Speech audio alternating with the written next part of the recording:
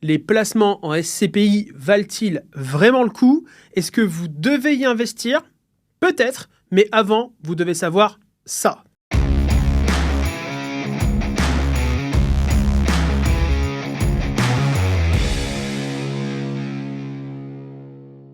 Alors, déjà, la SCPI, qu'est-ce que c'est? Je vais lire la définition. La SCPI, Société civile de placement immobilier, est une structure d'investissement de placement collectif en France. Bon, c'est un peu pompeux. Concrètement, ça veut dire quoi? Ça veut dire que, en tant qu'investisseur en SCPI, vous allez acheter des parts d'une société collective. Ok. Donc, vous allez devenir une forme d'actionnaire, on va dire, de cette société. Et ça va vous permettre, du coup, d'utiliser, de recevoir en tant qu'actionnaire les bénéfices, ou en tout cas la partie qui vous revient des bénéfices de cette société. Alors pourquoi société civile de placement immobilier? C'est parce qu'en réalité, les SCPI, souvent ce qu'on appelle la pierre papier, ça vous permet d'investir dans l'immobilier sans rien foutre. Je m'explique. Vous allez devenir actionnaire, mais il y a une société de gestion derrière qui va gérer une quantité colossale de biens immobiliers. Souvent, on est sur des biens immobiliers professionnels. Donc, il va y avoir des entrepôts, il va y avoir des bureaux, il va y avoir des commerces. Il y a des SCPI d'habitation, mais elles sont plus rares. Et c'est un domaine où il y a de vrais problèmes. Alors, il y a de bonnes SCPI, hein. Me faites pas dire ce que je dis pas. C'est juste que il faut être conscient de certaines choses. Vous le savez, je pense, c'est une de mes petites marottes, on va dire que c'est un de mes chevaux de bataille. Je pense que lorsqu'on travaille avec quelqu'un dans l'investissement, les intérêts doivent être alignés. Et est-ce que vous êtes déjà posé la question de comment les gens qui vous vendent les parts de SCPI sont rémunérés? Voici le circuit logique. J'espère que vous êtes bien accrochés. Vous allez avoir en face de vous quelqu'un qui va vous vendre des parts de SCPI. Ça peut être votre banquier, ça peut être un conseiller en investissement de patrimoine, peu importe. Cette personne est ce qu'on appelle un commercialisateur. Ok. Son rôle, son boulot, c'est un boulot de commercial et c'est complètement ok. Hein, vendre n'est pas un crime. Cette personne, son boulot, c'est de vous vendre les parts de SCPI pour laquelle elle sera commissionnée. Ok. Derrière, il y a le leveur de fonds. En gros, il y a le commercialisateur. Il y a plein de commercialisateurs même qui vont du coup lever l'argent auprès d'investisseurs comme vous. Cet argent ensuite va être rassemblé par le leveur de fonds qui va du coup devoir le placer. Et là, on arrive sur un premier problème. Il y en a d'autres. C'est que aujourd'hui, comment sont rémunérés ces gens-là? Ils sont rémunérés non pas quand vous gagnez de l'argent, mais quand ils lèvent de l'argent, c'est-à-dire au moment où vous investissez. Donc, est-ce qu'ils ont intérêt à ce que l'argent soit bien placé? Bah, sur le papier, non. Parce que une fois que l'argent a été levé et que cet argent a été investi, bah même s'il est mal investi, ils ont touché leur pognon. Donc, ça veut dire que, au final, est-ce qu'ils ont un intérêt à être performants? Non. Ça, c'est le premier effet pervers. Donc, des alignements d'intérêts. Deuxième effet pervers. Comment on fait, à votre avis, quand on lève de l'argent pour de l'immobilier, que du coup, au bout de 3 mois, les investisseurs doivent déjà commencer à toucher des revenus? Parce que les SCPI, c'est ça. Il y a une période de carence, 3, 4 mois, peu importe. Et au bout de cette période de carence, qui est courte, hein, ça se compte en mois, eh bien, vous devez, en tant qu'investisseur, commencer à toucher vos rentes, vos rendements. Et bien, comment on fait? Parce qu'aujourd'hui, un achat immobilier, le temps de trouver le bien, le temps de l'acheter, le temps de faire tout ceci, tout cela, c'est un combat qui dure 1 an. A fortiori, si on doit rénover, ou ça dure parfois 2 ans. Ben, comment on fait? Comment est-ce qu'on fait pour payer les investisseurs alors que les biens immobiliers, on ne les a pas encore? Parce que lorsqu'on lève des fonds pour les SCPI, ben maintenant, il faut les investir, ces fonds. Comment on fait pour les payer? Eh bien, en fait, c'est simple. On achète de l'immobilier neuf. C'est pour ça qu'aujourd'hui, la SCPI, c'est très majoritairement de l'immobilier neuf.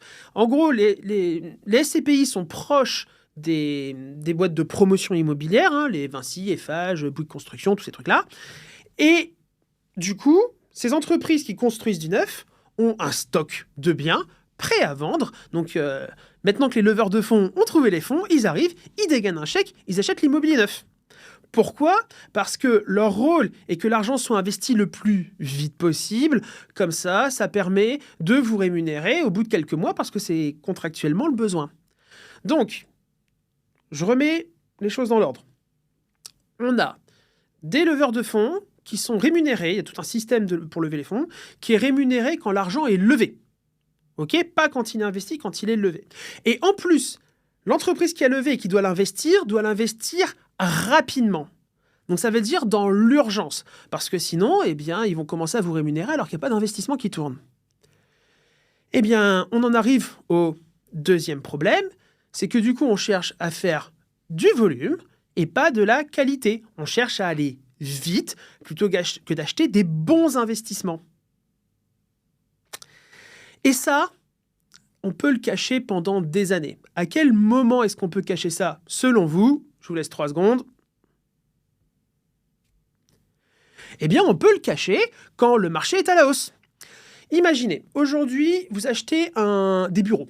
Ok, ces bureaux valent 80 000 euros. Ok, mais vous êtes pressé et vous devez investir l'argent pour avoir une rentrée de rente de façon à payer vos investisseurs, des rentrées de loyer qui vont payer vos investisseurs. Eh bien, vous allez acheter du neuf, qui généralement est un peu, voire beaucoup surcoté. Et donc, ces bureaux qui valent 80 000, vous allez les acheter 100 000. Je prends des chiffres simples, c'est pour vous faire une idée. Donc, vous allez les surpayer. Mais les investisseurs en SCPI ne peuvent pas sortir comme ils veulent. Vous ne revendez pas vos parts comme vous voulez. C'est long, ça prend du temps, c'est des frais, c'est compliqué. C'est volontaire. Parce que, du coup, comme j'ai acheté mes bureaux 100 000 alors qu'ils en valent 80, qu'est-ce que je fais? J'attends. J'attends parce que dans une période de marché haussier, de marché d'immobilier qui monte, et ça a été le cas pendant des années, eh bien, j'attends.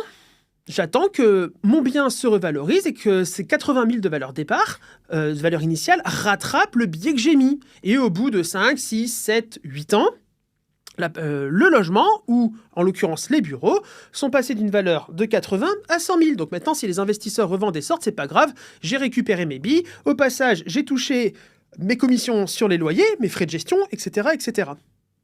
Et ça marche quand le marché immobilier est à la hausse. Et qu'est-ce qui s'est passé entre deux? Et là, on arrive sur, pour moi, un des gros scandales du marché de la SCPI. Eh bien, c'est que les locaux professionnels se sont pété la gueule. Il y a eu le Covid. Le Covid, qu'est-ce que ça a fait? Ça a fait qu'aujourd'hui, la plupart des gens, enfin pas la plupart des gens, mais il est très commun, on va dire, d'avoir beaucoup de télétravail. Les bureaux servent moins, les gens achètent de plus en plus en ligne, donc les pas de porte, les locaux commerciaux, les commerces de fringues et de tout ce que vous voulez, ont la vie dure. Le prix de l'immobilier professionnel s'est donc écroulé, exception faite des entrepôts. Mais le prix de l'immobilier professionnel s'est écroulé. Il n'y a qu'à voir aujourd'hui le nombre de locaux professionnels qui sont vides à La Défense, à Paris, qui est quand même, à la base, fait pour être le premier quartier d'affaires de France. Eh bien, c'est en partie pour ça.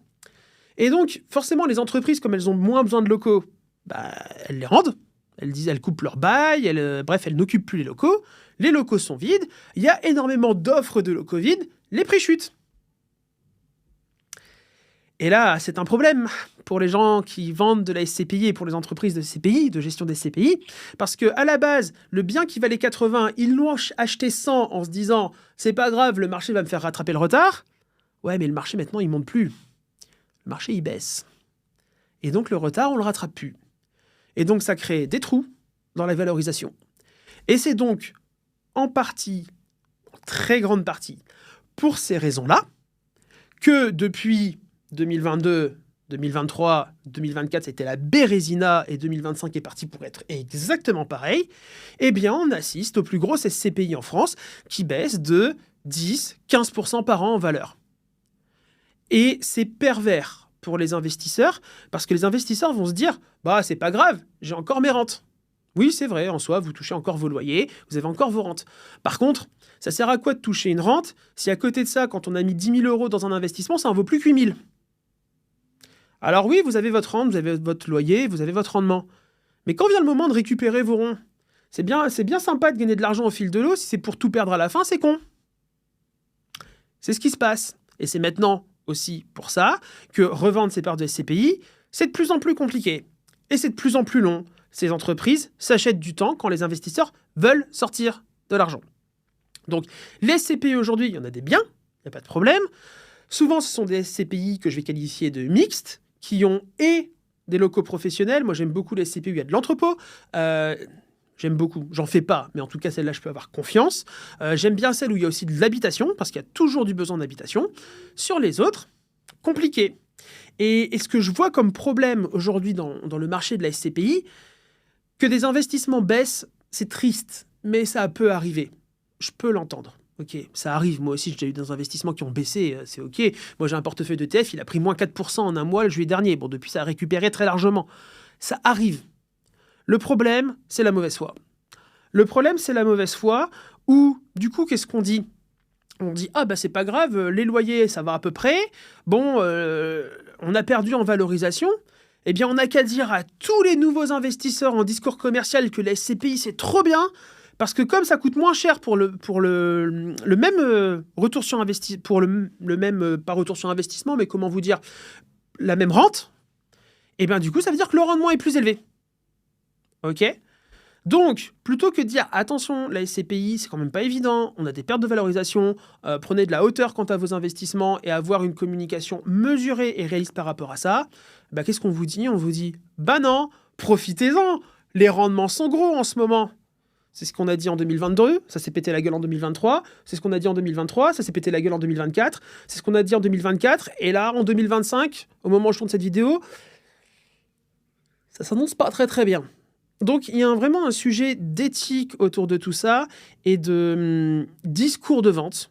Vendre, c'est pas un gros mot. Vendre, c'est OK. Par contre, faut arrêter de prendre les gens pour des imbéciles. C'est tout. Donc, la SCPI, vraiment, vous pouvez y aller. Ça a des forces. Ça a cette force qu'en fait, vous investissez sans y donner du temps. Il y a des frais de gestion, bien sûr. En sortir, c'est pas forcément évident, donc il faut vraiment que vous soyez conscient de ça. Mais c'est une façon de faire de l'investissement immobilier sans y donner de temps, sans y donner d'énergie. Et l'investissement immobilier est quand même un domaine d'investissement qui est extrêmement énergivore, extrêmement chronophage. Donc ça a de la valeur, ces trucs-là, ok ? Le fait de pouvoir ne pas se saigner à blanc quand on fait de l'investissement immobilier, ça a de la valeur. Par contre, choisissez bien vos parts de SCPI. Et mettez en perspective, très important, les discours vendeurs qui, cette année, les rendements sont incroyables. Non, mais les rendements, s'ils sont plus incroyables qu'avant, il y a une bonne raison. Cette raison, c'est que soit il y a des problèmes, soit c'est que le mec est en train de vous dire à demi-mot que tous ceux d'avant, il les a pris pour des imbéciles. Bah oui, si jamais tout allait bien et que les rendements élevés en ce moment ont lieu alors que l'entreprise va très bien, pourquoi est-ce que les rendements n'étaient pas aussi élevés avant ? Voilà. Donc, les SCPI, je dis oui. En plus, on peut faire de l'optimisation fiscale autour de tout ça. Les SCPI en assurance vie, moi, c'est pas ma tasse de thé, mais je comprends que ça marche très bien. En tout cas, ça marche bien. On va relativiser. Par contre, vraiment, choisissez-les bien. Et détricotez un petit peu les discours de vendeurs qu'on a en ce moment sur la SCPI à haut rendement. À un moment, il faut arrêter de se foutre de la gueule des gens. Hein ? Donc voilà. Si vous cherchez à avoir un petit peu plus l'œil pour éviter les investissements douteux, prenez des infos, demandez des avis aux gens, faites des recherches sur Internet. Vous pouvez aussi avoir des newsletters, celle de Snowball est très bien. La note dans les commentaires va également vous plaire si vous n'y êtes pas inscrit. Franchement, ça vaut le détour, allez-y maintenant. Il y a le lien juste en dessous, c'est complètement gratuit. Et ça va vous permettre justement de vous faire un petit peu l'œil, de vous faire cette culture financière qui est nécessaire pour que vous puissiez investir sans tomber dans les galères qu'on peut voir un petit peu partout en ce moment.